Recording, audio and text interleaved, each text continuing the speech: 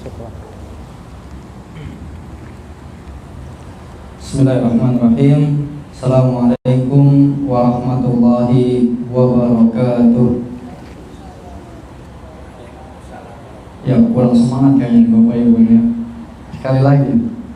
Assalamualaikum warahmatullahi wabarakatuh.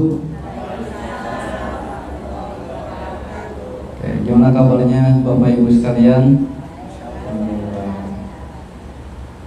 Alhamdulillahirabbil alamin wa bihi nasta'in ala umurid dunya waddin. Wassalatu wassalamu ala asyrafil anbiya'i wal mursalin nabiyyina Muhammadin wa ala alihi wa sahbihi ajma'in, amma ba'd. Tak lupa kita panjatkan puji syukur kehadirat Allah Subhanahu wa ta'ala atas limpahan rahmat dan karunia-Nya. Salah satu kenikmatan yang Allah berikan kepada kita ya, yaitu nikmat Islam, kemudian juga nikmat iman, nikmat kesehatan. Dan insya Allah ada kenikmatan besar yang akan didapatkan oleh Bapak Ibu sekalian, yaitu kesempatan untuk menjadi tamu Allah, duyufullah, duyufur rahman. Tentu ini merupakan kesempatan besar yang tidak diberikan oleh semua orang. Kita kadang orang hartanya sudah cukup, tapi belum ada keinginan untuk berangkat. Ada keinginan mau berangkat, tapi hartanya belum ada. Harta udah ada, tapi kondisi badan belum memungkinkan. Oleh karenanya ketika kita mendapatkan kesempatan, panggilan dari Allah Subhanahu wa ta'ala untuk menjadi tamunya di kota Mekah nanti ya, kita bisa tawaf, sa'i, itu merupakan kenikmatan yang luar biasa yang harus kita syukuri ya. Salawat serta salam selalu tercurahkan kepada junjungan Nabi besar kita, Nabi Muhammad sallallahu alaihi wasallam, beserta keluarganya, sahabatnya, dan orang-orang yang mengikuti jejak beliau hingga akhir zaman nanti. Baik Bapak Ibu, duyufur rahman yang semoga dirahmati Allah Subhanahu wa ta'ala. Jadi pada pagi hari ini kita berkumpul di masjid ini, Al-Umaro ini ya, dalam rangka mengikuti kegiatan manasik. Dan saya ucapkan terima kasih banyak atas kehadiran Bapak Ibu sekalian di masjid ini, dan terima kasih banyak juga telah mempercayakan perjalanan umrohnya bersama PT Cahaya Amanah Wisata. Kemudian saya ucapkan terima kasih juga kepada tim teman-teman ya yang sudah mensukseskan acara ini. Semoga Allah balas kebaikan untuk semua. Baik Bapak Ibu yang semoga dirahmati Allah Subhanahu wa ta'ala, sebagaimana agenda kita, jadi kita jam 8.45 itu udah mulai acara ya. Jam 8 kita registrasi ya, kita istirahat dulu, minum-minum dulu. Sekarang sudah saatnya kita mulai kegiatan inti kita, yaitu manasik.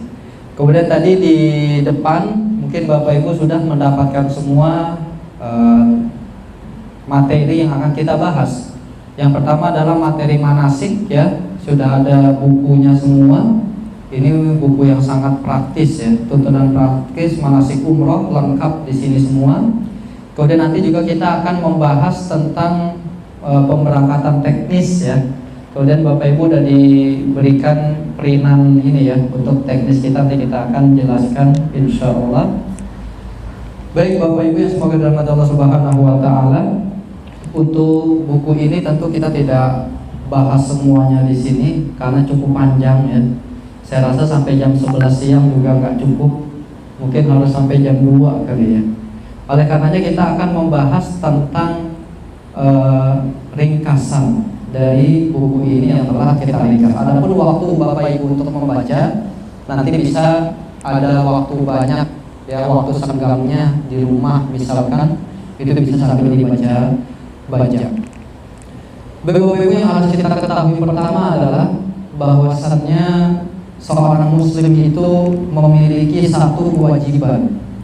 salah satu kewajiban kaum muslimin adalah menuntut ilmu. Oleh karenanya kalau kita lihat Allah Subhanahu wa taala berfirman, "Fa'lam annahu la ilaha illallah."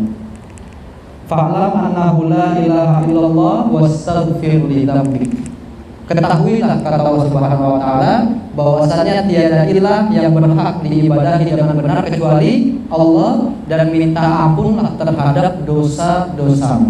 Para ulama menjelaskan di sini Allah Subhanahu wa taala mendahulukan ilmu dulu, baru beristighfar. Artinya apa?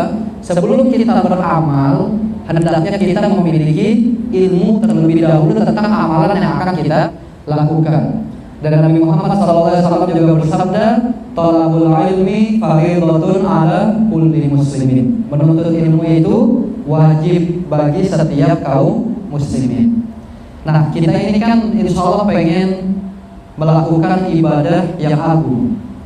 Biayanya juga enggak murah. Kemudian fisik juga nanti akan banyak ya bergerak.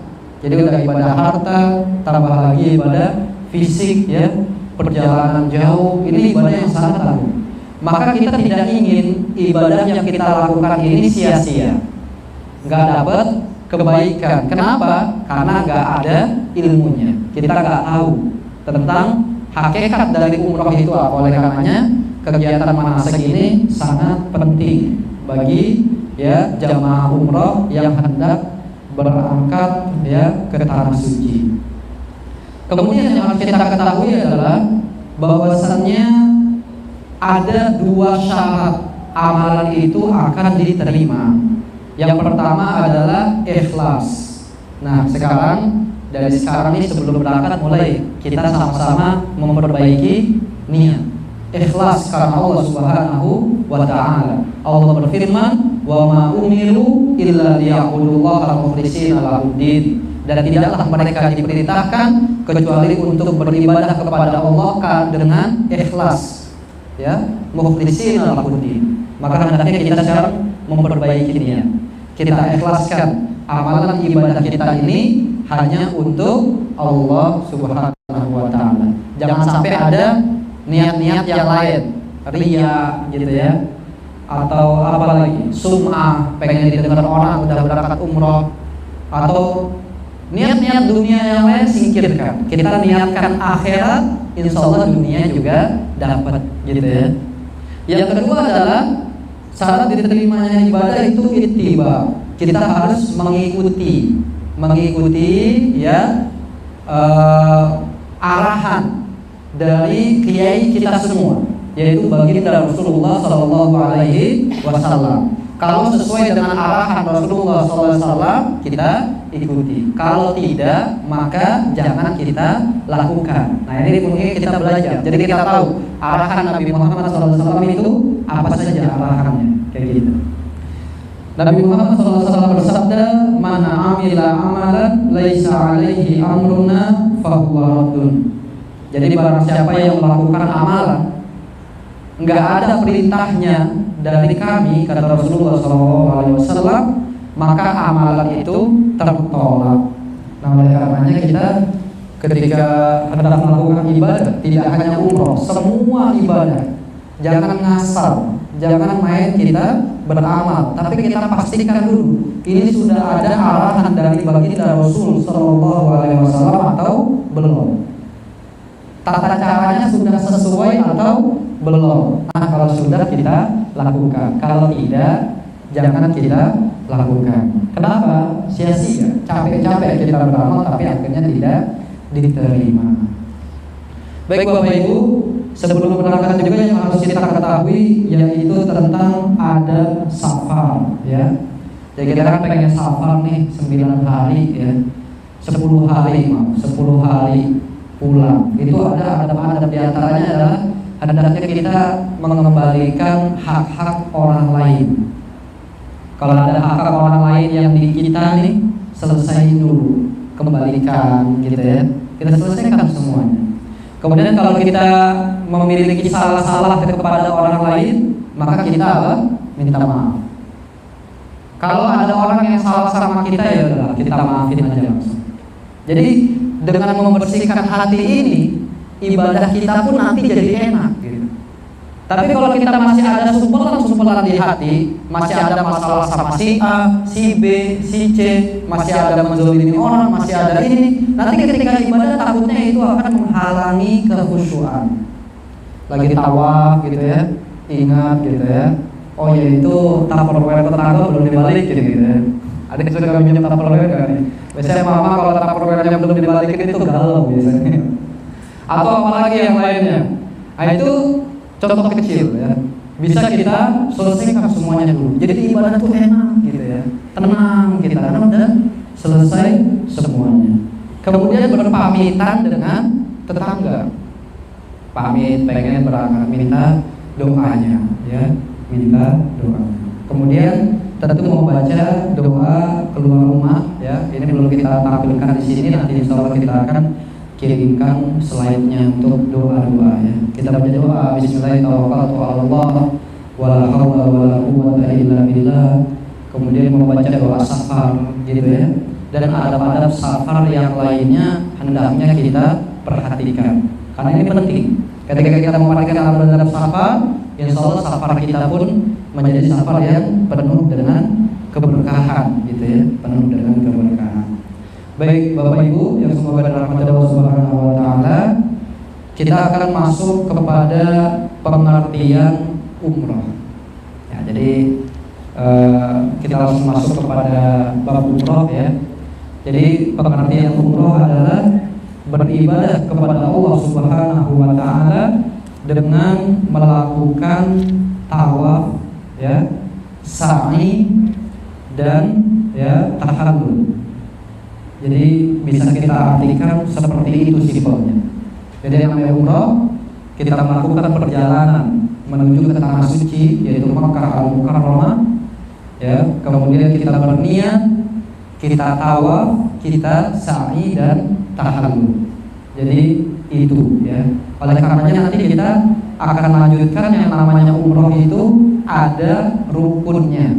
Bahkan bukan hanya umroh saja, ibadah-ibadah yang lain pun ada rukunnya. Jadi rukun ini ya, kalau tidak dilaksanakan salah satunya, maka ibadahnya tidak sah. Seperti sholat, rukunnya ada 17. Sebagian ulama bilang rukunnya ada 18. Itu semuanya harus dilaksanakan. Ada satu aja yang enggak, maka tidak sah sholat. Karena rukun itu ya harus dilakukan. Nah, untuk umroh sendiri rukunnya itu ada 3. Sebagian ulama mengatakan 4 ya. Perbedaannya hanya di tahallul. Jadi rukun umroh itu yang pertama adalah ihram. Ihram atau disebut juga dengan niat umroh. Nah, itu rukun yang pertama. Rukun yang kedua adalah tawaf, mengelilingi Ka'bah 7 kali. Ini rukun yang kedua, tawaf. Kemudian rukun yang ketiga adalah sa'i. Rukun yang ketiga adalah sa'i, yaitu berjalan dari Bukit Sofa ke Bukit Marwah sebanyak 7 kali. Dimulai dari Bukit Sofa, berakhir di Bukit Marwah. Nah, itu rukun umroh ya. Adapun tahallul ya, mencukur rambut, itu sebagian ulama mengatakannya sebagai wajib umroh, sama harus dilakukan juga. Karena kalau nggak dilakukan ada dam atau denda gitu ya. Atau sebagian mengatakan bisa jadi nggak sah umroh. Yang kedua adalah niat di tempat mikot, itu juga wajib umroh. Jadi kita niat umrohnya itu nggak bisa di sembarang tempat, tapi ada tempat-tempat khusus. Nah, itu wajib umroh. Karena kita jamaah Indonesia, tempat mikotnya itu di Yalamlam. Tapi ada juga jamaah umroh yang nggak langsung umroh, tapi ke Madinah dulu. Nah, itu nanti ada tempat mikot namanya Bir Ali. Kalau dulu namanya Dzulhulaifah, sekarang namanya Bir Ali. Nah, karena kita nanti langsung melakukan ibadah umroh, nanti kita mengambil mikotnya di tempat namanya Yalamlam akan kita jelaskan teknisnya nanti. Nah, itu kita dari halaman 13 ya pada pembahasannya. Nah, kemudian kita masuk bahas beberapa rukun ya. Yang pertama adalah ihram atau niat umroh. Ketika sudah sampai di tempat mikot, kita ucapkan Allahumma labbaika umratan ya. Atau kita bisa mengucapin labbaika Allahumma umratan. Ini kalau Bapak Ibu pengen simple, di bagian paling belakang. Di bagian paling belakang ya, itu di nomor 1 itu ada niat umroh. Kita ucapkan di dalam hati ya, ucapkan dalam hati labbaik Allahumma umratan. Itu sudah masuk niat ihram. Berarti kalau Bapak Ibu udah mengucapin labbaik Allahumma umratan, berarti sudah masuk rukun yang pertama. Kemudian setelah rukun pertama nanti kan tawaf ya, keliling Ka'bah 7 kali. Dimulai dari rukun Hajar Aswad yang ada Hajar Aswadnya 7 kali. Setelah selesai 7 kali keliling, itu sudah selesai rukun yang kedua. Yang ketiga adalah sa'i dari Bukit Sofa ke Bukit Marwah 7 kali. Kemudian tahallul. Yang ingin saya sampaikan adalah dari penjelasan barusan, bahwasannya sebetulnya ibadah umroh itu simple, mudah. Kenapa mudah? Yang pertama itu ibadah berjamaah. Gak mungkin dong orang jalan ke kanan semua, tiba-tiba satu orang bisa sendiri jalan ke kiri gitu ya, pengen ngapain gitu. Kemudian orang jalan dari Sofa ke Marwah dia malah lawan arah, kan enggak? Apalagi jalurnya udah disiapin. Ini jalur dari Safa ke Marwah, ini jalur dari Marwah ke Sofa. Insya Allah mudah. Yang kedua, ini ibadah fisik. Jadi tidak ada doa-doa yang wajib dihafalkan. Jadi insya Allah apa? Mudah. Jadi ini ketika kita mengucapkan rukun pertama, labbaik Allahumma umratan. Habis itu kita diem, enggak baca apa-apa. Tawaf keliling Ka'bah mulai dari Hajar Aswad, rukun Hajar Aswad. Bismillahi Allahu Akbar, mulai keliling 7 kali.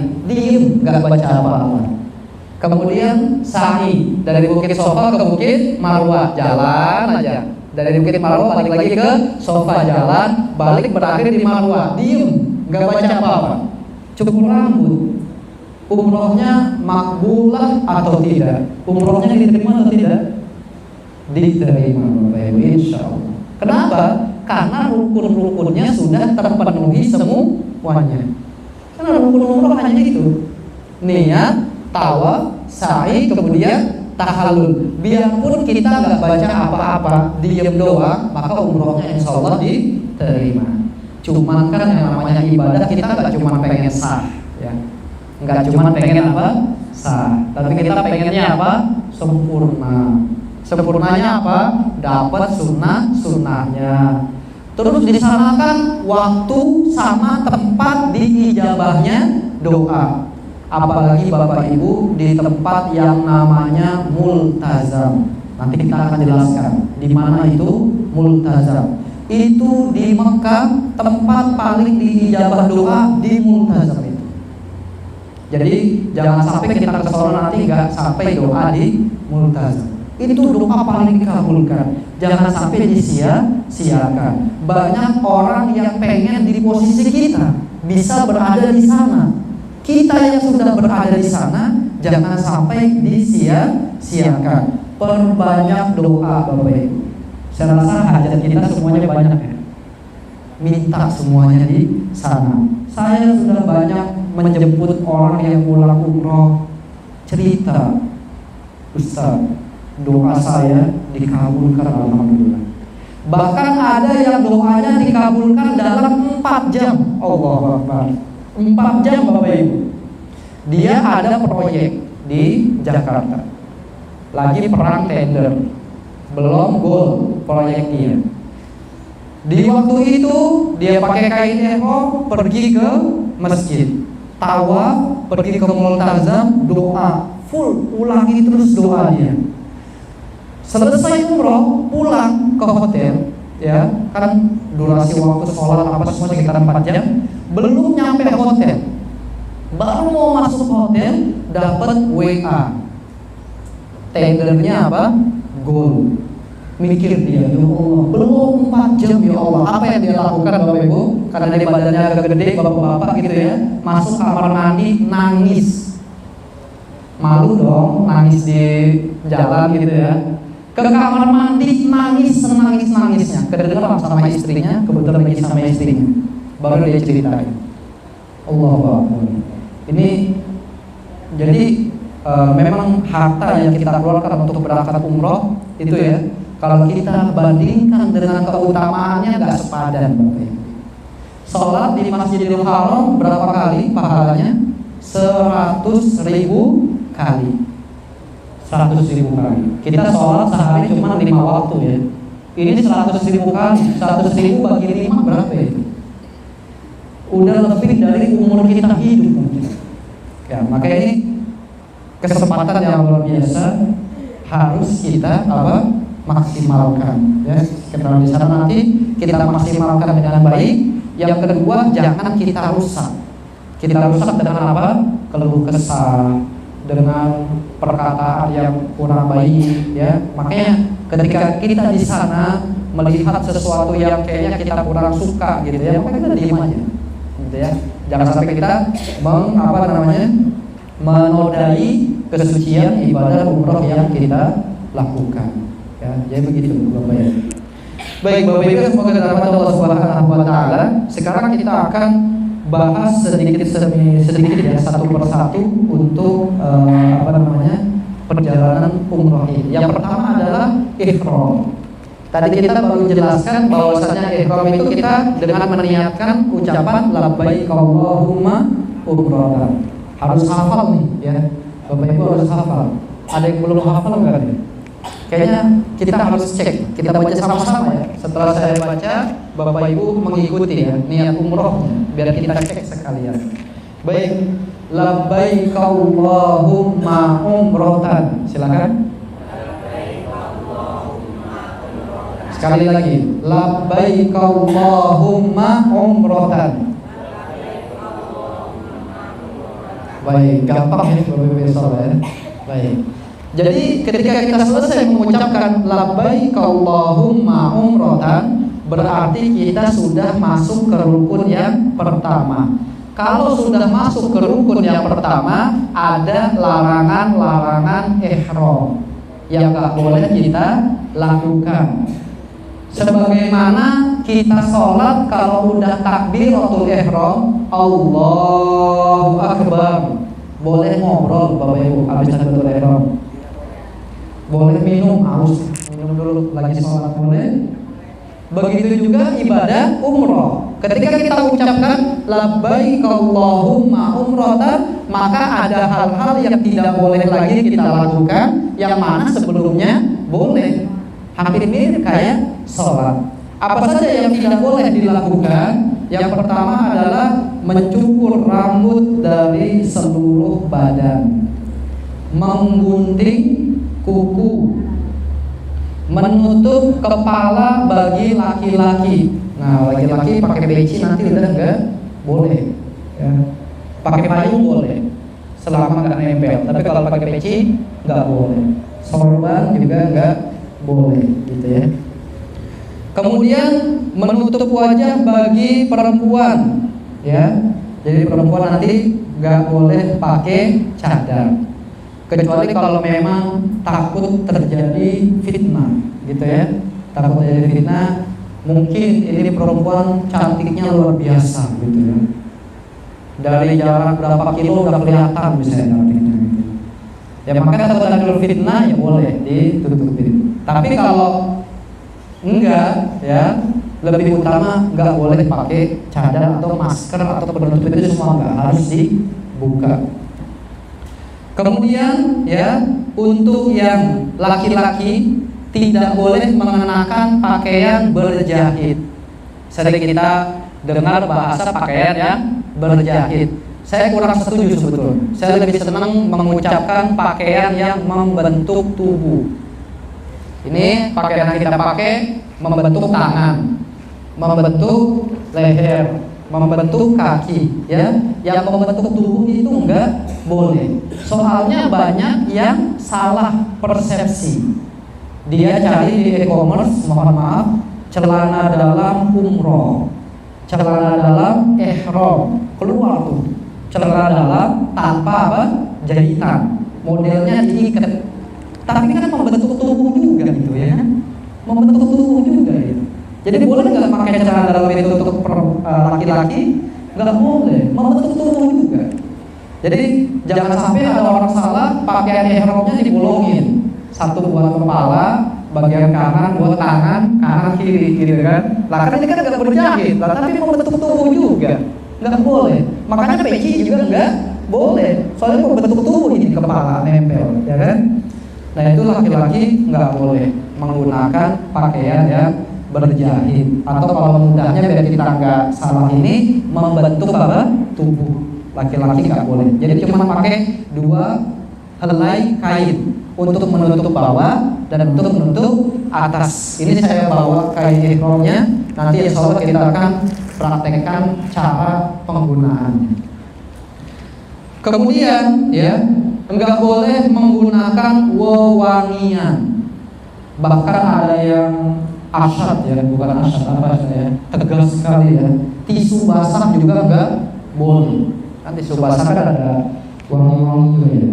Enggak boleh. Sampai saya dengar ada tisu basah yang enggak wangi. Enggak tahu betul enggak tahu. Tisu basah enggak wangi. Pakai apa? Tawaf. Oh, tawas wangi enggak tuh? Enggak ya, enggak apa-apa berarti. Tadi ada yang tisu basah enggak wangi. Kalau emang bener enggak wangi ya, cuma basah doang, ya Allah mungkin boleh. Tapi kalau wangi-wangian itu enggak boleh. Kalau udah ngucapin labbaik Allahumma umratan, enggak boleh lagi pakai yang wangi-wangi. Kalau belum ngucapin boleh apa enggak? Boleh. Kalau belum ngucapin, 15 menit lagi nyampe nih tempat mikot, pakai wangi-wangian dulu deh, boleh. Tapi nggak boleh di baju, di badan. Jadi jangan sampai bapak-bapak nanti kayak ihramnya disemprotin minyak wangi banyak gitu ya, nggak boleh. Badan, kayak ihram nggak boleh wangi. Ibu juga sama ya, bajunya nanti juga jangan disemprotin, udah badannya doang nggak apa-apa. Itu juga sebelum mengucapin labbaik Allahumma umratan. Kalau udah ngucapin labbaik Allahumma umratan masih ngeyel juga pakai minyak wangi, syariat memerintahkan untuk berpuasa 3 hari selama di sana, 3 hari selama di Indonesia. Nah, mau pakai minyak wangi apa mau puasa 3 hari juga. Apalagi soal makanannya kan Arab semua gitu ya. Nah itu. Jadi larangan ihram ini ada ya kafaratnya ya. Tentu di sini ada perbedaan pendapat ulama tentang kafaratnya. Itu kurang lebih seperti itu. Tidak boleh membunuh hewan darat yang halal dimakan, nggak boleh. Nanti banyak burung merpati di sono, jangan ditangkepin gitu ya. Susah juga sih nangkepnya gitu. Nggak boleh dibunuh, nggak boleh. Melakukan khitbah dan akad nikah. Wah, biar keren Ustaz. Khitbah dengan menggunakan kain ihram. Nikah ya ketika umrah nggak boleh. Jima atau muqaddimahnya, suami istri nggak boleh berhubungan badan, atau muqaddimahnya juga nggak boleh, bercumbu misalnya, itu nggak boleh. Kalau masih ngeyel juga, mohon maaf ya bahasanya ngeyel. Kalau masih tetap dilakukan juga, maksudnya lagi ihram berhubungan badan suami istri ya, maka dia harus menyembelih seekor unta. Menyembelih seekor unta harganya berapa Pak? Bu, ada yang tahu unta harganya berapa? 50 juta atau 60 juta. Lumayan bisa biaya umroh lagi ya, hampir 2 orang lagi ya, enak. Gimana Bu? Bapak mau nyembelih atau gimana ini? Dingin aja ya. Itu ya, jadi beda-beda ya. Puasa, kemudian tadi menyembelih gitu ya. Kalau niat enggak di tempat mikotnya, niat udah masuk Mekah nih, baru niat labbaik Allahumma umrotan, ya, maka dia harus menyembelih 1 ekor kambing. Sebetulnya Islam tuh enak gitu ya, enak gitu, mudah gitu ya. Kenapa kita harus mempersulit? Enak, ada tempat mikot, kita niat niat di sana gitu ya. Jadi itu tentang larangan-larangan ihram. Untuk ibu-ibu boleh menggunakan pakaian bebas. Yang penting menutup aurat, tidak ketat, ya. Jilbab panjang. Atau nanti di perlengkapan tuh ibu-ibu ada dapat mukena, ya. Itu bisa nanti dipakai mukena untuk tawaf, sa'i itu juga bisa. Ya. Jadi ketika melakukan perjalanan juga jilbabnya jangan jilbab yang tidak syar'i, pakai jilbab yang syar'i yang panjang, ya. Kemudian gamisnya gitu yang menutup, jangan sampai membentuk tubuh, ya gitu. Udah mulai berangkat. Ya. Kemudian nggak boleh menggunakan sarung tangan, ya, ibu-ibu. Sarung tangan itu nggak boleh, terutama yang menutupi perut tangan, ya. Ini perut tangan, punggung tangan yang belakang. Yang perut tangan ini nggak boleh ketutup. Kaos kaki boleh, kaos kaki boleh. Tapi kalau perut tangan dengan cadar ini tidak boleh. Untuk laki-laki hampir saya lupa nggak boleh pakai sepatu. Jadi ketika mengucapin labbaik Allahumma umrotan, pakai sendal. Nah, nanti di tas kabinnya itu sendal masukin juga ke situ kalau emang pakai sepatu. Tapi kalau emang dari awal udah pakai sendal, biasanya sendal gunung gitu ya, biar kuat ya kan. Nah, itu juga nggak masalah. Tapi kalau sepatu itu tidak boleh. Itu tentang larangan-larangan ihram. Kemudian ketika sudah mengucapin labbaik Allahumma umrotan, disunahkan untuk memperbanyak talbiyah. Labbaik Allahumma labbaik, labbaik la syarika laka labbaik, innal hamda wan ni'mata laka wal mulk la syarika lak. Disunahkan memperbanyak talbiyah. Udah hafal belum Bapak Ibu talbiyahnya? Kita talbiyah rame-rame ya. Setelah saya talbiyah, Bapak Ibu bisa ikuti. Labbaik Allahumma labbaik, labbaik la syarika laka labbaik, innal hamda wan ni'mata laka wal mulk la syarika lak. Lihat di buku yang belakang ada tulisan talbiyah ya, yang halaman 1 yang belakang, di situ ada tulisan Arabnya, labbaik Allahumma labbaik. Oke, saya lagi biar kita lebih semangat. Labbaik Allahumma labbaik, labbaik la syarika laka labbaik, innal hamda wan ni'mata laka wal mulk la syarika lak. Ya, jadi itu talbiyah. Perbanyak talbiyah dari setelah niat sampai masuk ke masjid. Kalau udah masuk ke masjid, talbiyahnya stop. Udah, talbiyah itu cuma dari ngucapin labbaik Allahumma umrotan sampai masuk ke masjid. Itu. Kalau selain talbiyah boleh tidak? Boleh. Zikir misalnya, la ilaha illallah, atau subhanallah bihamdi subhanallahil azim, atau zikir-zikir yang lainnya. Rasulullah SAW menjelaskan yang terbaik, yang paling banyak talbiyah, yang paling banyak zikir.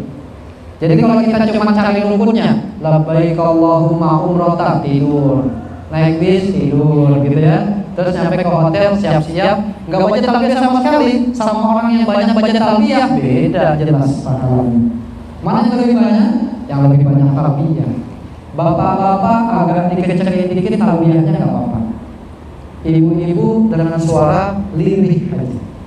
ya, dengan suara apa? Lirih saja kayak gitu.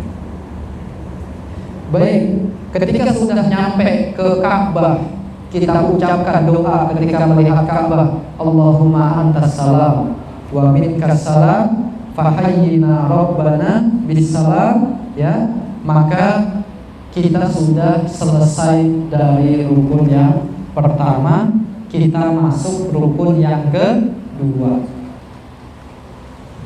Rukun yang kedua mengelilingi Ka'bah 7 kali, dimulai dari rukun Hajar Aswad. Ya, jadi kita mengucapkan Bismillahi Allahu Akbar. Yang pertama disunahkannya nyium Hajar Aswad.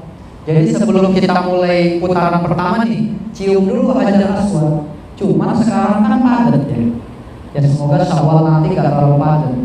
Karena biasanya saya Syawal itu gak terlalu padat, karena orang padatnya itu di Ramadan, padat banget gitu ya. Begitu Syawal pada pulang tuh. Jadi kita baru datang, orang pada pulang kita baru datang. Insya Allah gak terlalu padat. Kalau gak bisa, maka ngelus Hajar Aswad itu, dipegang. Kalau gak bisa, tapi ternyata untuk memegang juga sekarang udah susah. Mendekat ke Hajar Aswad itu susah.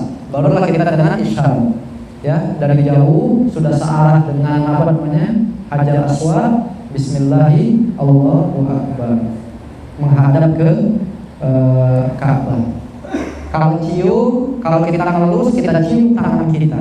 Tapi kita nggak ngelus apa-apa ya, berarti kita nggak perlu apa nyium tangan, cukup bisa aja. Bismillahi Allahu Akbar, mulai putaran pertama.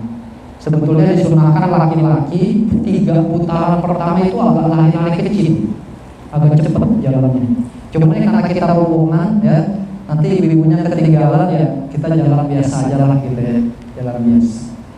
Doanya apa? Doanya bebas. Tidak ada doa khusus ketika tawaf. Boleh kita baca Quran, boleh kita zikir, boleh juga kita berdoa. Kalau bisa Bapak Ibu ya, dari sekarang ditulis hajatnya apa. Mungkin ada yang nitip doa, mungkin kita ingat sama keluarga yang pengen kita apa? Doain, catat. Ketika kita lagi tawaf bengong, kita ngapain lagi ya? Oh lihat catatan, oh ini belum saya doain. Itu tempat diijabahnya doa ketika tawaf. Jangan sampai apa? Tidak berdoa. Ya, makanya ada kisah ya, orang Afrika lagi di Ka'bah, depan Ka'bah, angkat tangan dia. Ya Allah, fulus ya Allah, fulus ya Allah, fulus ya Allah. Fulus ya Allah, fulus. Orang sebelahnya sampai heran. Ente fulus mulu yang diminta. Minta surga, minta dijauhin dari api neraka. Oh iya ya. Ya Allah, jauhkan saya dari neraka. Ya Allah, surga ya Allah. Fulus ya Allah, fulus lagi. Minta uang terus ya. Tapi memang subhanallah ketika pulang, saya nggak tahu itu di videonya itu haji atau umroh. Ketika pulang benar jadi orang kaya. Allah benar-benar apa? Kabulkan. Ya mintanya fulus mulu, lirik fulus ya Allah, fulus. Saya nggak ngajarin minta duit ya. Tapi kalau minta duit silahkan gitu ya. Maksudnya banyak hajat kita lah, kan nggak duit doang, pengen mobil, pengen rumah gitu ya. Atau pengen apa, minta di sana. Allah Maha Kaya. Ketika dibilang ya tentang bagaimana Allah mengijabah doa, pasti diijabah. Para sahabat bilang, ya Rasulullah, kalau gitu kami akan memperbanyak doa. Kata Nabi Muhammad apa? Beliau bersabda, Allah lebih bisa mengabulkan lebih banyak lagi. Kalian doa 100, Allah bisa ngabulin sampai 1 juta. Kalau kalian memang pengen doa berapa? 1 juta. Jadi doa yang banyak gitu ya. Allah itu Maha Kaya. Sekali lagi Bapak Ibu, kita berada di posisi nanti insya Allah di mana orang pengen banget berada di sana, pengen banget berada di tempat diijabahnya doa. Jangan disia-siakan. Kita cuma 10 hari Bu ya, 10 hari. gak kerasa 10 hari itu ya. Maka jangan sampai disia-siakan. Catat keinginannya. Hafal kok Ustaz, jangan bilang hafal. Sering lupa itu. Catat pengen apa? Pengen. Catat semuanya. Catat. Ya. Insya Allah akan kabulkan doa kita. Bengong dikit, astagfirullah, doa lagi. Kemudian tata cara berdoa, biasanya jamaah umroh Indonesia itu ada 3. Yang pertama adalah diem, doa sendiri.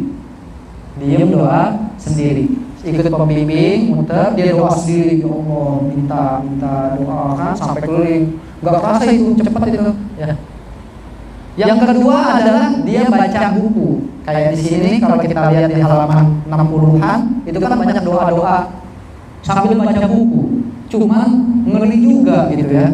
Lagi asik baca buku, meleng, kelempar dari jemaah. Jamaah udah di mana, dia perginya ke mana gitu ya. Nyari deh, mana nih jamaahnya. Lagi asik apa? Baca buku. Itu ngeri juga sih ya. Tapi kalau pegangan nggak apa-apa gitu ya. Ikat gitu ya, pegang aja kayak ihram mahromnya gitu ya. Anaknya dipegang gitu biar nggak kesesat ya. Sambil baca itu aman misalnya. Yang ketiga dengan teriak-teriak. Jadi mutawifnya teriak, Rabbana atina fid dunya hasanah. Nanti jamaahnya ngikutin, Rabbana wa fil akhirati hasanah. Diikutin jamaah teriak-teriak, wa qina adzabannar gitu misalnya ya. Ikut-ikut gitu ya. Itu ada 3 cara seperti ini. Cuman cara yang ketiga ini ya kurang baik. Atau mungkin bisa kita bilang tidak baik karena akan mengganggu kehusuan yang lain. Yang lain lagi doa fulus jangan fulus ya. Yang lain apa ya? Lagi doa ya Allah bilang saya Rabbana kaget itu apa nih gitu ya. Teriak-teriak. Bahkan ada yang apa? Sambil pakai irama. Waduh, bukannya khusyuk malah Subhanallah walhamdulillah. Jadi pakai kayak nyanyi gitu ya. Udah asik udah gini-gini. Oh, udah itu udah gak khusyuk itu. Kita ya usahakan antara 2 lah. Baca doa sendiri, hajat kita banyak. Baca kita sendiri, baca, minta semuanya banyak yang kita minta itu. Yang kedua, baca buku boleh. Di sini ada Allahumma inni ala dzikrika wa syukrika wa husni ibadatik. Itu doa yang bagus di halaman 64. Allahumma qfini bihalalika an haramik wa aghnini bi fadlika amman siwa. Atau masih ada waktu dihafalin semua doanya ini, nanti tinggal baca di sana lebih bagus lagi. Yang yang harus kita utamakan adalah doa-doa yang diajarkan oleh Rasulullah Shallallahu Alaihi Wasallam. Kalau yang kita hafal terbatas ya udah kita doa bebas. Ketika sampai di rukun yamani, doa yang kita panjatkan cuma 1, doa sapu jagat, Rabbana atina fid dunya hasanah wa fil akhirati hasanah wa qina adzabannar. Ada yang belum hafal doa itu? Insyaallah hafal semuanya. Itu rukun yamani sampai rukun hajar aswad, jangan baca yang lain udah. Itu aja. Rabbana atina fid dunya hasanah wa fil akhirati hasanah wa qina adzabannar. Kalau kita baca sendiri bisa banyak tuh Bapak Ibu. Tapi kalau kita ikutin teriak-teriak kayak tadi, ya paling cuma 2 kali baca doang. Jadi kita baca apa? Sendiri-sendiri, fokus. Mungkin kita bisa baca 10 kali. Itu kan doa kebaikan dunia dan akhirat. 3 putaran pertama kita mepet Ka'bah biar putarannya nggak terlalu jauh. Deket-deketin aja Ka'bah. Putaran keempat mulai menjauh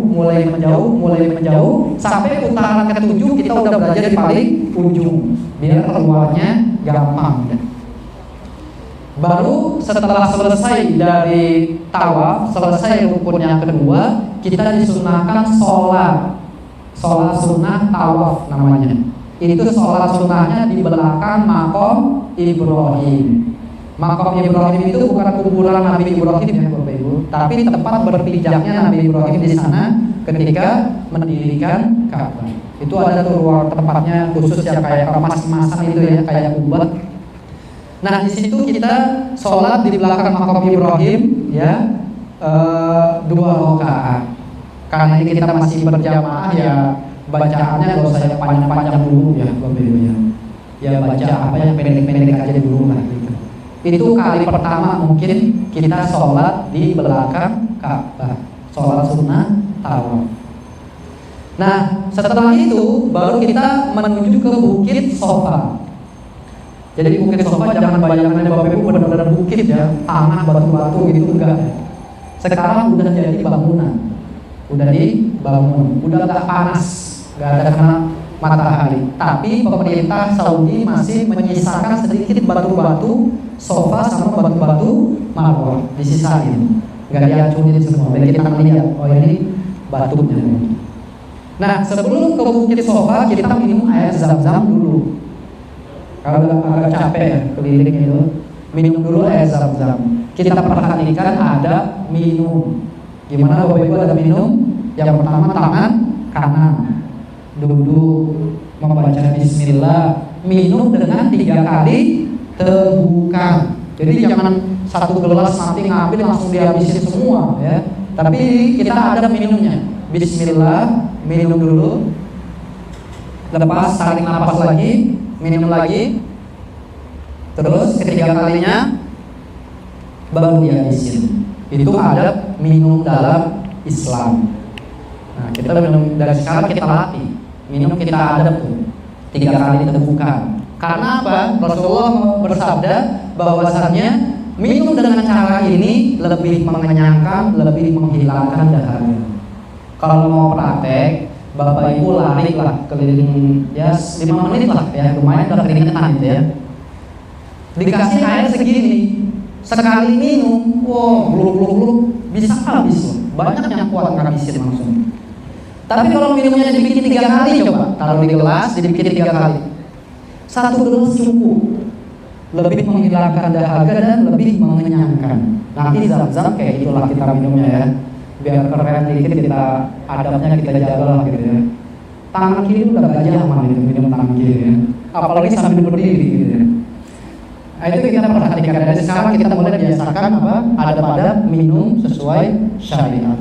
Kemudian untuk doanya ya, di sini ada disebutkan tentang doa untuk minum zam-zam. Kita lihat di halaman 36 ya. Di situ ada doa, sebetulnya nggak ada doa khusus, tapi ada riwayat yang menyebutkan doa ini. Allahumma inni as'aluka ilman nafi'an wa rizqan wasi'an wa shifaan min kulli da'in. Ya Allah, sesungguhnya aku memohon kepadamu ilmu yang bermanfaat, rizki yang luas, dan kesembuhan dari segala penyakit. Itu salah satu riwayat doa. Tapi sebetulnya nggak ada doa khusus. Karena Nabi Muhammad SAW bersabda, ma'u zam-zam liman syuribalah. Orang air zam-zam itu tergantung yang minum. Kalau yang minumnya pengen itu obat, ya dia jadi obat. Menghilangkan haus doang, yang menghilangkan haus doang, yang luar biasa. Sahabat Ibnu Umar radhiyallahu anhu minta apa Bapak Ibu? Minta diselamatkan dari siksa kubur. Udah pikirannya udah akhirat dah. Jadi ciri-ciri orang cerdas itu pikirannya apa? Akhirat. Ini zam-zam gak cuma minta sehat, gak cuma minta ini, tapi dia minta, ya Allah jadikan zam-zam ini semoga saya diselamatkan dari apa? Azab kubur. Minum. Doa dulu, doa minum. Yang kedua dari zam-zam, kalau Bapak-bapak Ibu lihat gambar di situ, ada yang tulisannya not cold. Betul nggak pengucapan saya? Nggak jago bahasa Inggris soalnya. Tidak dingin.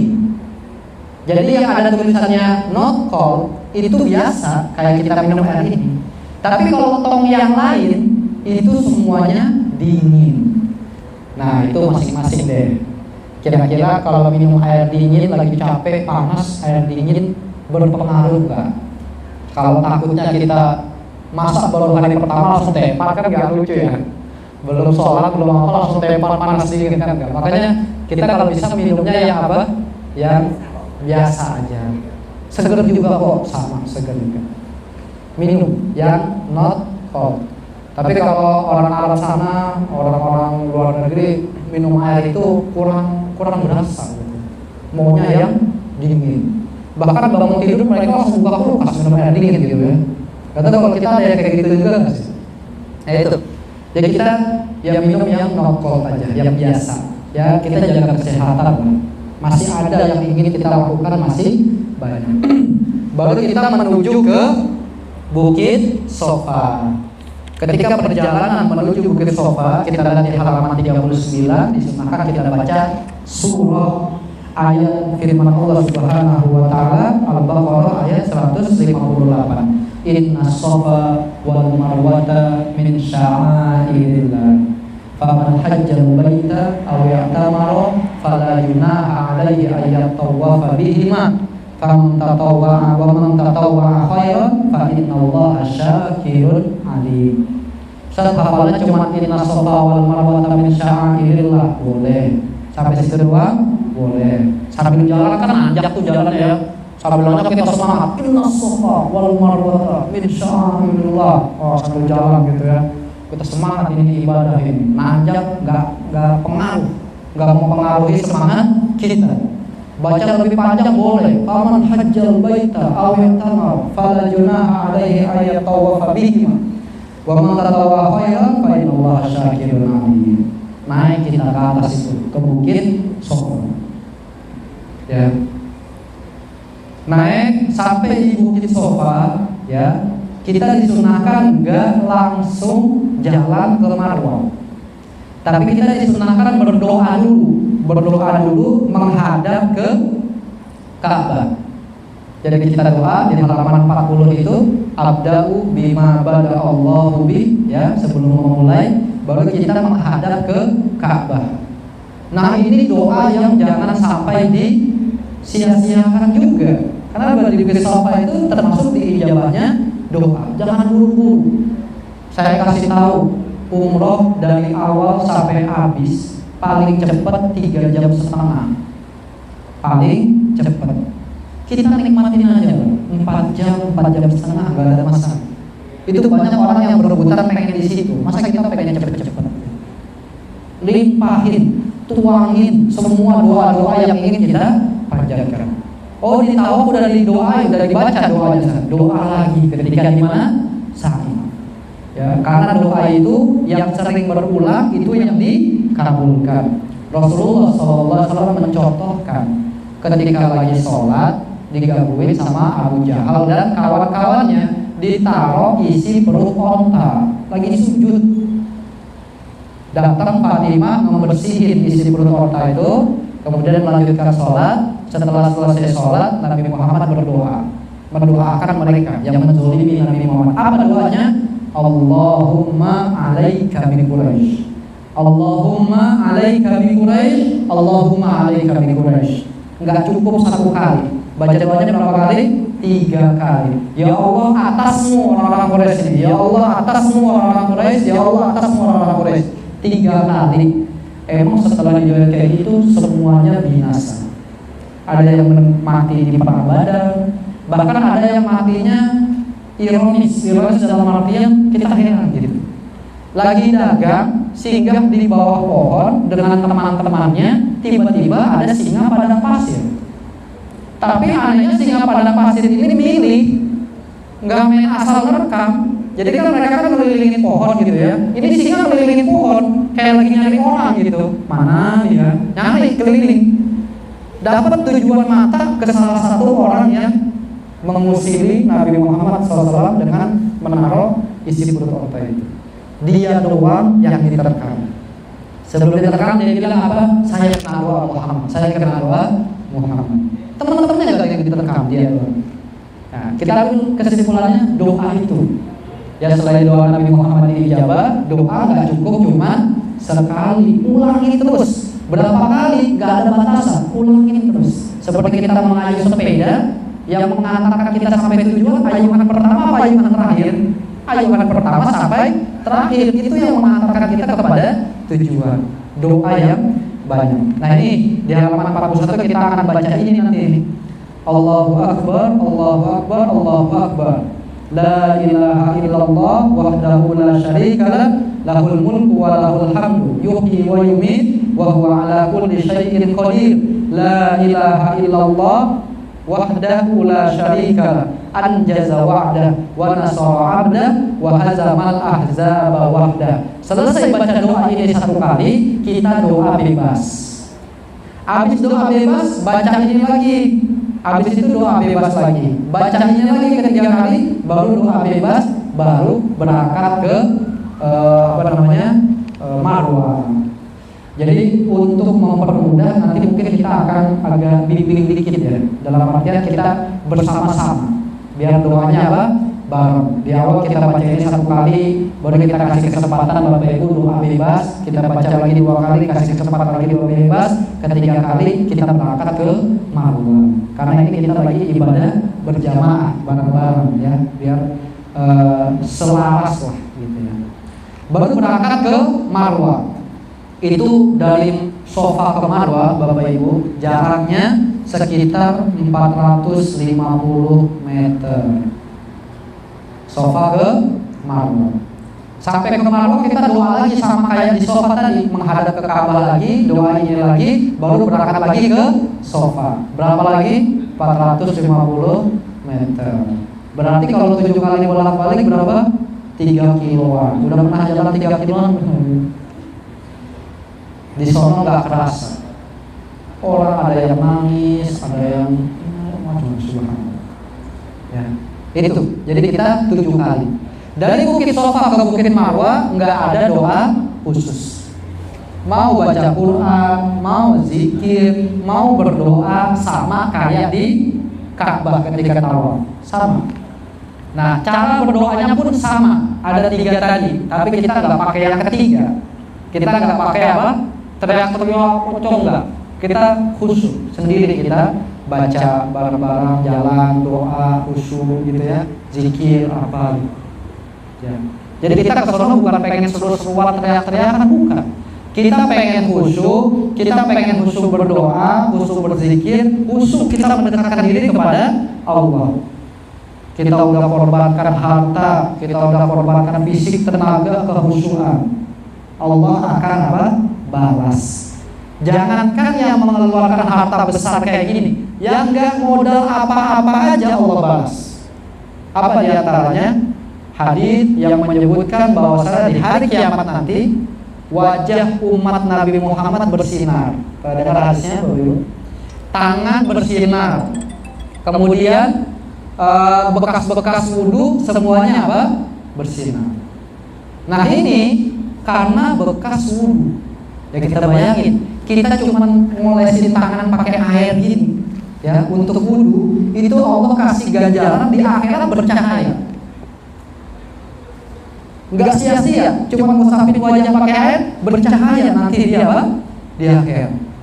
Ini bagaimana dengan yang seperti ini? Makanya salah satu keutamaan umroh, kalau orang yang berangkat umroh dan haji itu menghilangkan kefakiran, menghilangkan kemiskinan, ya, sebagaimana api yang menghilangkan karat dari emas dan dari besi. Nah itu salah satu keutamaan umroh. Ya. Selain menghapus dosa juga, gitu ya, sholat di sana 100.000 kali daripada sholat di masjid yang lainnya. Gitu. Nah itu kita perjalanan itu. Safa, Marwah, Marwah, Safa, gitu ya. Sebanyak berapa kali? 7 kali. Nanti berakhirnya di mana? Di Marwah. Itu untuk sa'i aja ya, Bapak Ibu. Itu bisa 2 jam atau 1 jam setengah. Kita sa'i. Kalau untuk tawaf mungkin nggak terlalu lama ya. Paling sekitar 45 menit sampai sejam. Emang yang paling lamanya adalah di sa'i, gitu ya. Setelah selesai dari Marwah, kita berdoa lagi, selesai rukun yang ketiga. Tinggal kita melaksanakan rukun yang keempat, atau sebagian ulama menyebutkan itu wajib umroh, yaitu tahallul. Banyak orang yang tahallul langsung di Marwah. Di Marwah langsung tahallul. Akhirnya apa? Ngotorin masjid. Emang sih ada petugas pembersihan masjid, tapi kita gimana gitu ya, ibadah tapi ngotorin masjid. Maka ya tahallulnya kalau ibu-ibu di hotel aja, bawa gunting ya, bawa gunting dari Indonesia, tapi jangan taruh di tas kabin, taruh di koper. Yang bawa power bank sekalian saya ingatkan jangan taruh di koper, tapi power bank itu taruh di tas kabin. Tapi kalau gunting tadi taruh di koper, gitu ya. Nah, ke hotel baru ganti-gantian cukur rambut. Jadi kalau ibu-ibu itu dikumpulkan rambut semuanya ke belakang, ya. Kemudian digunting sekitar seruas jari. Dikit aja diguntingnya, seruas jari. Potong, udah selesai tahallul. Kalau udah tahallul seperti salam dalam sholat. Udah boleh lagi pakai minyak wangi, udah boleh lagi yang tadi nggak boleh, ya. Yang tadinya halal nggak boleh, sekarang udah dibolehkan lagi. Tapi yang mengganggu binatang, berkata kotor itu tetap nggak boleh, ya, tetap nggak boleh. Untuk bapak-bapak, ya, caranya dua. Yang pertama adalah dibotak licin, benar nyampe habis sudah botak, ya, botak semua. Atau yang kedua adalah apa namanya, cukur pendek tapi rata. Misalnya 1 cm, ya, kemudian 5 cm kali gitu, ya. Nah itu harus dicukurnya kayak gitu. Ada lagi sebagian yang mengatakan boleh sebagian rambut cuma dikit doang, gitu doang, ya. Makanya kita pernah lihat ada orang yang pulang umroh tapi rambutnya nggak botak, karena dia berpegang kepada pendapat itu cuma dikit doang. Ini tentu pendapatnya sangat lemah, gitu ya. Jadi antara dua, botak, licin, atau cukur pendek. Nabi Muhammad SAW bersabda, rahimallahul muhallikin, 3 kali. Adapun orang yang cukur pendek cuma didoain sekali, rahimallahul muqassirin. Gitu ya. Jadi dibotak. Kalau dibotak dapat doa rahmat 3 kali. Kalau yang cukur pendek laki-laki 1 cm 2 cm dapat doa rahmat cuma berapa kali? 1 kali. Ya pilih deh mau dapat doa rahmat yang berapa kali? Mau 3 kali atau 1 kali? Ya 3 kali lah ya pilihnya, ya 3 kali. Ketika sudah selesai dicukur, ya, maka selesai ibadah umrohnya. Yang tadi ada yang larangan-larangannya, maka sekarang sudah boleh dilakukan kembali. Selesai dari rangkaian ibadah umroh. Oke. Untuk laki-laki tentu harus ke salon, ya. Harus ke salon. Jadi begitu keluar dari masjid, ada yang lihat pakai pakaian ihram, biasanya ada orang-orang Arab sana tuh teriak gitu, botak, botak gitu, ya. Maksudnya botak-botak tuh bukan ngatain kita botak, tapi nawarin mau botak apa enggak, ya. Jangan tersinggung ya. Nanti pulang botak, botak gitu, ya. Itu bukan mengejek. Nah itu yang di dekat masjid itu murah, 10 real, 12 real, sekitar 40 ribuan. Tapi kalau yang dekat-dekat hotel itu ada salon, itu lumayan, 20 real. 20 real, berapa 20 real? 80 ribuan, hampir 90 ribu. Beli mesin cukur udah dapat itu. Saya juga udah beli mesin cukur sih, 124 gitu, ya. Mendingan beli mesin cukur, kita ganti-gantian di hotel nanti botakin gitu, ya. Gitu. Nah itu selesai, ya, maka selesai ibadah umroh kita. Jadi itu penjelasan tentang manasik umroh. Intinya apa? Sebetulnya simpel, ya. Sebetulnya apa? Simpel. Cuma kita pengen meraih keutamaan yang banyak, tentu dengan banyak berdoa. Dan doa-doa yang ada di buku ini doa-doa yang sangat bagus, ada di Al-Quran dan ada di As-Sunnah, hadis Nabi Muhammad SAW. Baik, silakan Bapak Ibu kalau ada yang bertanya sebelum kita lanjutkan ke penjelasan teknis. Ya, ada 2. Yang mana nih? Ada 3 ya. Ibu dulu aja nggak apa-apa. Ibu dulu silakan Ibu.